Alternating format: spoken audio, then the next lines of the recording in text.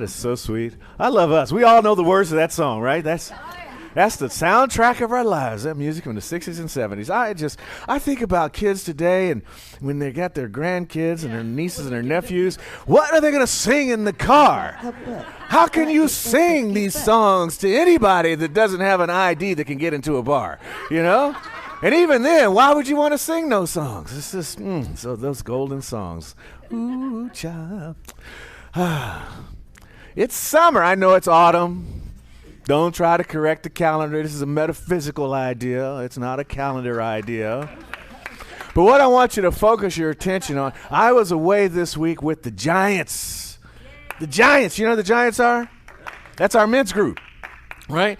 John was there, and Jim was there Gregory was there, Costa was there, and there are some guys that are still up there. Gary, where's Gary? Gary was there, and some other folks are still up there. And I just want you to enjoy what we were able to do for a few days. Just sit on Kevin's porch and look at that. That's the view. Man. Us here right now, it's a labor of love. Leaving that. Right? But I had to be here. I had to be here because I want to tell you about it. It was just so great. And then as I was sitting there, I had to redo my whole talk because it dawned on me that the idea of the summer thing, it came with the whole theme of September about being about school, right? We started out with going back to basics, and then we talked about what happened when you go on spring break, and then talking about getting on the dean's list and all that kind of stuff. And then by the end of the semester, you come to, it's summer, yay, right? Let go of everything. That was the idea. But then it came to me that there's also another part of letting go that happens when you're off on a retreat, or what Dr. Holmes would call an advance. You let go to your higher self. There's an experience there that takes place that's just absolutely marvelous. So that's where we're going. But by year's end, by the end of the semester, you're ready to let go.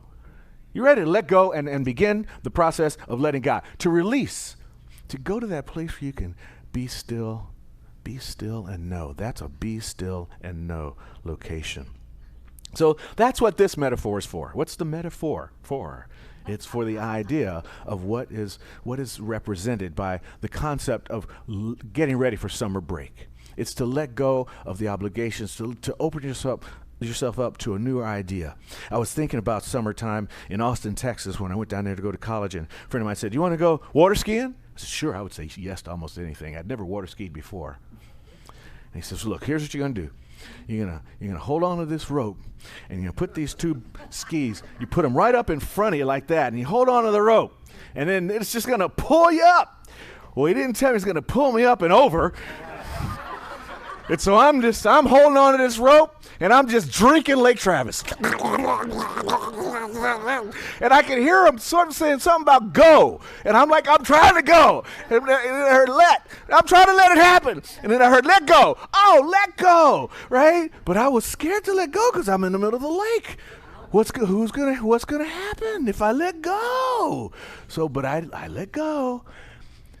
I love it. Water skiing is such a sweet metaphor for life. Water skiers in the room? What happens when you let go of the rope? You don't get dragged anymore. No. Here's the thing. The boat comes back to get you. The boat is God. God comes back because you are praying, "God, save me." And then the boat comes back around, and there's the rope, and you grab on again. And you try it again. He said, "Try it again, but this time, try it with one ski." I said, "Hold on, big buddy. I didn't get up on two." But for some reason, I was one of those weird kind of people, because when you're on the one ski and you're holding on to that thing, now the water's flowing up into a different part of your body.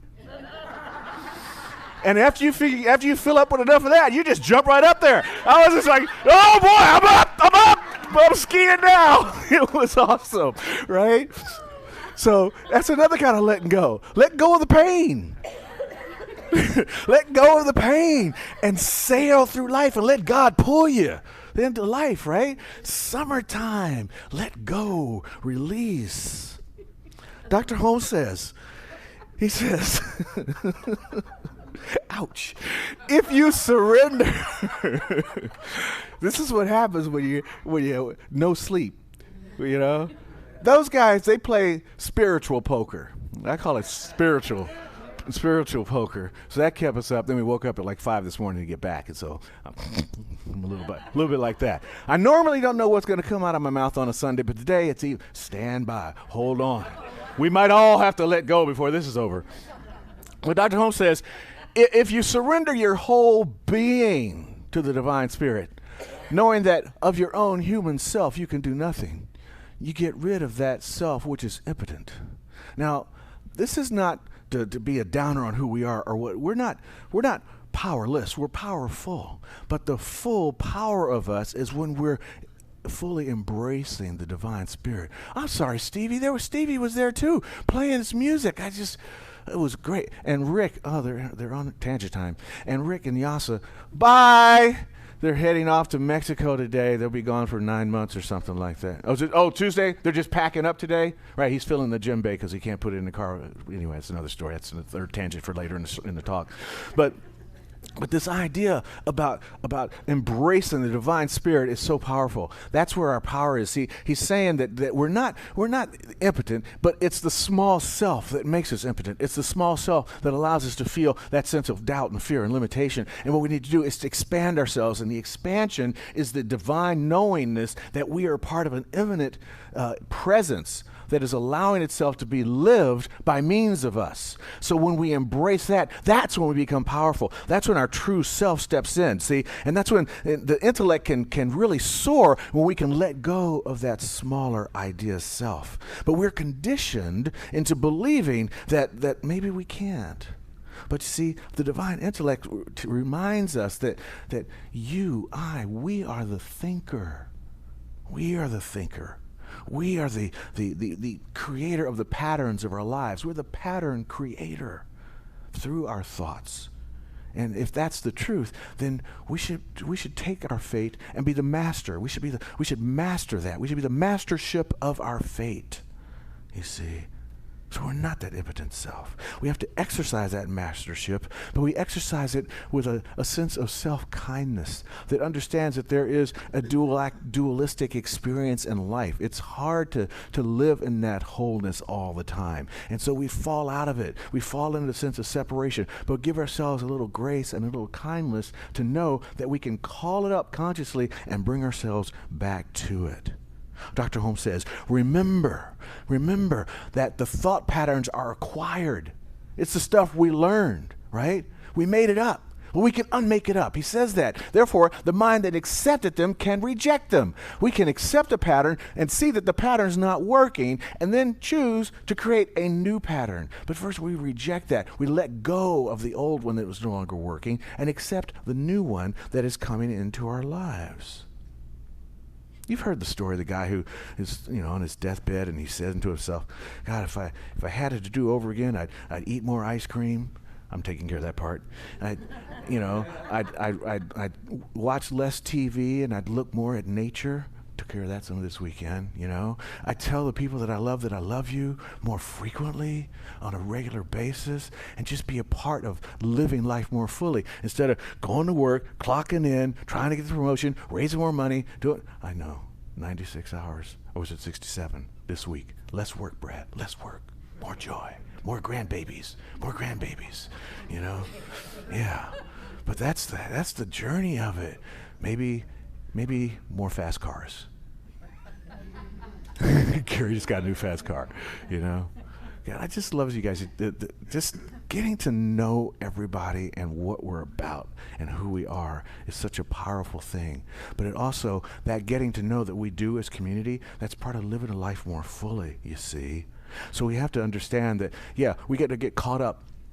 We're going to get caught up in the drive. We're going to get caught up in the hum of humanity, in the push to do more, be more, and accept more. But we can also choose, right, to reject some of those old patterns that we've acquired that say we have to measure our success by how much we've done and how much we got and how many toys we have. Although it is nice to have some toys. We like toys. But also give ourselves a chance to enjoy that. Enjoy the time between, right? So Dr. Holmes says, with a good-natured flexibility with yourself, learn to rise from confusion into peace, from sadness into joy. We're going to have these moments where we're confused. That's okay. That's all right. But we have this intellect that can say, what is making me confused right now? Where's that confusion coming from? Once we can identify where that confusion is coming from, then we can make the choice to learn from that and to rise up into peace. To call out, okay, if this is causing me some confusion, how can I let that go? How can I lose that pattern and acquire a new pattern that brings me a peaceful feeling? A peaceful, easy feeling, right? Right? If I'm feeling sadness, how can I move that into joy, right? Those are the things that we get to do. That's the power that we get to put ourselves through. But with a good-natured flexibility, he says. That means basically being kind to yourself. Be the gardener of your own life. Back in the day when you were supposed to use your name for your email address, I chose You Are the Garden at AOL. Still have that old email address. You can tell. You know when people are old because they got AOL. They're real old when they got earthlink.net. Whoa, right? CompuServe. Who had? Wow. I don't know. I don't think even Bill was around when that one was out. But we need to learn to be the gardeners of our thought. You know, Dr. Holmes says it is only the thought that is nourished that grows. Only the thought that is nourished that grows. But what kind of thoughts do we have? Sometimes we have weed thoughts, and we have to dig those up. We have to find the taproot. You don't just pull a weed from the surface of the dirt, break it off. That's what's next. A new weed. That's why we do practice. That's why we do the spiritual practices that we do. That's why we talk about meditation. Just even 3 minutes in the gap. You know, that's why you sit with a practitioner for treatment. This is why you take the classes. Sundays are fun. I mean, I can get kind of crazy. We can laugh. We can have some touching moments. But you really want to touch your life. You get into a class and you learn how this stuff really works. You learn how to get back below the surface and dig out the tap root, see? And once you've done that, the great thing is the soil that's holding that root, it forgets that the weed was ever there. It just closes in on itself and it waits for your new idea to be planted in the infinite plastic soil that is waiting to be your formed idea in manifestation, in reality, in experience itself. These are the thought amendments. See, the soil needs amendments to make things grow. Johanna's growing some great tomato plants, and her mint is going crazy because she has amended the soil on a regular basis. You're putting, I see that, you know, now we got CDs hanging on so the birds don't eat the tomatoes. It's lovely process to see that. But sometimes the amendments we put in the soil are thought, or worry, and doubt, and fear. And if we put thoughts of worry, doubt, and fear into the creative soil of our consciousness, we're going to end up with some spotty, bruised, nasty-looking fruit. The vegetables aren't going to be very good. They're going to be rotten. But if we can turn to the light within, to the divine presence of which we are a part, if we can believe in ourselves and our connection to that divine process with faith and a deep sense of confidence, blue ribbon veggies, the kind that you take to the fair and they put a little ribbon on it. The judge says, yeah, look at that. It'd be like the greengrocer. Look at this beautiful tomato. Tony Tutelio or whatever his name is, right? He touches those tomatoes. He's like, dude, that's you shouldn't be holding a tomato like that. That's just crazy, you know? But we can grow ideas like that, right? When we do the work of aligning ourselves with the divine power, letting go of the old ideas and letting God move into our lives to bring the new ideas into fruition. And that's why this beautiful idea of surrender, it's a letting go. And it's an old story. The Buddha did it. He was letting go when he sat under the bo tree to become enlightened. He was letting go of those images of suffering that he saw, of death, of sickness, of poverty. Because the castle, Gautama, Siddhartha did not see any of that stuff. But when he left that castle, when he moved out into the world and saw what he saw, his heart ached. So he sat under the tree to let it go and let God, his understanding of the presence to come in and to inform him. When Muhammad heard the angel said to him, "Write," and he was like, why was he in that cave? He was in the cave to release, to let go. And the archangel came to him and said, write, recite. And the Quran was born from an illiterate who could not write. He actually went home first after that. And he said, I was sitting in the cave on my retreat. He's talking to Fatima, his wife. And the archangel said, write. You know I'm illiterate. What should I do? Listen, go back and write. And then Islam was born, you know. The indigenous people that go on vision quest of all over the world, our own indigenous people here in this country and indigenous places around the world. They go on. Muhammad, you know, Moses, he went out into the desert for 40 days, and that story gets repeated as Jesus spending his 40 days in the desert. They were on retreat. They were on letting go. They were trying to see what was going on. So when we're sitting with the giants this weekend, I'm sitting with the guys, and we're looking out at the stars, and there's the Milky Way, and it's just beautiful, letting go, and sitting with the meals and sitting in our sacred circle that Gregory led us in a wonderful spiritual practice. And Steve and not Steve, who's known as Rick, were out playing their music for us, you know. While we had a soundtrack, it was divine, but it was a letting go. You know, it was like the desert fathers and desert sisters of the old Christian era, where there was some confusion around followers of the way, who are the people who are following Jesus, and the new arising idea of Christianity. And there was a group of people that were like, you know, this is not what the guy was talking about. He was talking about a different kind of life. So they took off to the desert. They were called the Desert Fathers, and they would sit out there and contemplate and try to learn to let go, try to be with spirit. And there was one of them was very famous, a guy named Saint Anthony, and he's sitting out and he's with his disciples, and they're all just hanging by the fire. And a hunter was out on a hunt, and they were sitting by an oasis, and the hunter was looking for water, and he recognized Saint Anthony and knew of his spiritual practice, and that he was a man close to God, and was to be contemplating and to be in prayer. But they were sitting around, the disciples, kind of just lazing and laughing and yucking it up and telling spiritual jokes, you know. Did you hear the one about the, you know, anyway. So they're just hanging out. And the hunter judged him. He says, what are you doing? You're supposed to be in prayer. You're supposed to be an aesthetic. You're supposed to be understanding and contemplating the divine. And he says, and you're a hunter. Tell you what, why don't you pull back your bow and fire an arrow? So he did. And he said, pull back your bow and fire an arrow. And he did. And do another, and another, and another, and another. And finally the hunter says, if I keep doing this over and over, my bow will break. He says, exactly. Exactly. If I sit here all the time, I will break. I must relax. Even a prayerful person has to tell a joke every now and then. Has to sit with his fellows by the fire and just enjoy some time, you know? Letting go. Letting go.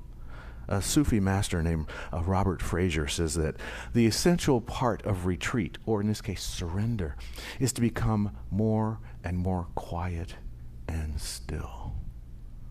I think that's verse 15 of the Tao. Can you sit while the mud settles and the waters clear? Can you remain still and unmoving until right action arises by itself? Can you do that? There's another. Fraser wrote this. He says, a day of silence can be a pilgrimage in itself. A day of silence can help you listen to the soul play its marvelous lute and drum.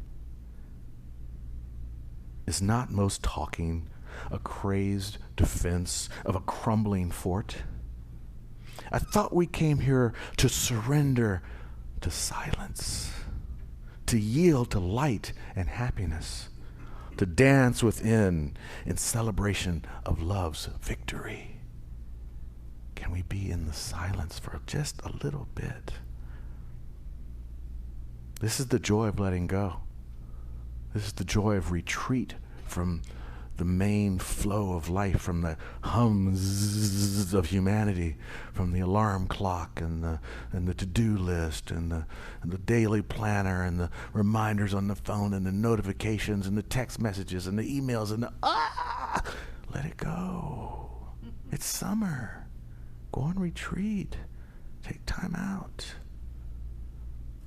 There was a an oasis in the middle of the Arabian desert, and it's known because Lawrence of Arabia would go there in between his battles and would rejuvenate, you know. We all need to rejuvenate like we did at Kevin and Ron's cabins this weekend. And this whole process of rejuvenation, it mirrors the hero's journey in many ways. And we're all on the hero's journey. We're all on that. We're all called to leave home, to leave what is familiar, to travel into the unknown, to enter into a place we've not known before. Whether it's externally by going to a physical location that you've not gone to before, but more importantly, internally, to go to a thought idea, to a space in consciousness that you have not traveled to before, to allow that gap, that God awareness place to rise up within you and to inform you. And then the beautiful part of it, and then you return. You return with the bounty. You return with what you've learned. You accept the invitation. You hear what's there, and you bring it back. And you bring it back in a way that, well, as Fraser says, it's about what we have learned and how we have been changed and what we bring back to us or back with us. That's the journey of the joy of letting go, of retreating. You see, it's not this whole process. It's not like a movie. You know, you can go to see a great movie, enjoy the movie, but chances are it's not going to transform your life. The idea of the retreat, of the letting go, of the surrender is to have an experience that transforms your life, that makes you new and different the way you've never been before, or to remember the way you've always been, but perhaps forgot how to continue to be. And the beautiful thing about it all is you don't have to wait until summer. You can do it right now, anytime you want. And so it is. And so it is.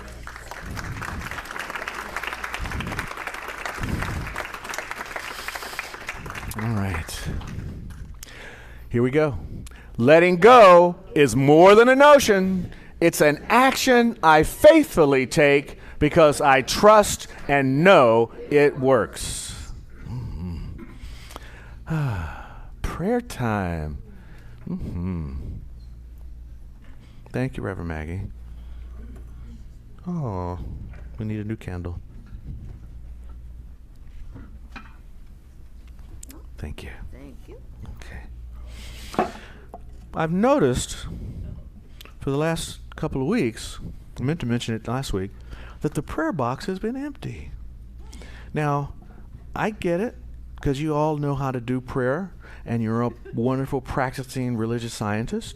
So I'm going to ask you to put prayers in the box, not because I think there's something in your life you need to work on. Maybe there is. I don't know. Maybe not. But we have these folks called practitioners, and they love to pray. Give them some work. Put some prayers in here for them. Just do it as a loving gesture for our practitioners so they can have something to do. In the meantime, let's do it for ourselves. We'll do prayer. We'll do it through our community of prayer. I don't see any visitors that I recognize. I think it's all family in the house, but I'll go back through it just again anyway. Our prayer treatment idea is the spiritual mind treatment. There's one life. That life is God. That life is your life, my life. It's everything that's happening. We are a panentheistic, not pantheistic, which is God is everything. No, it's more than that. Panentheistic. God is everything and God is in everything. So everything that we know that we want is in infinity, and we just magnetize it by our word. We set a vibration in action that the quantum world has already done and figured out actually works. Science says this stuff works. And our prayer responses let us know this stuff really works. So let's put it into action. Let's be good religious scientists, speak our word into the room, and then we'll put that into prayer and release that to the infinite law that knows. Let's begin right now.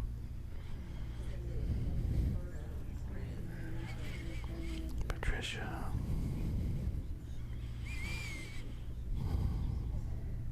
Right employment.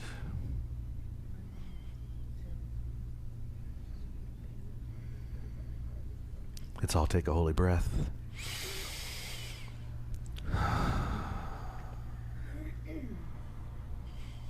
What I know is what we are breathing is breathing us, for there's only the one.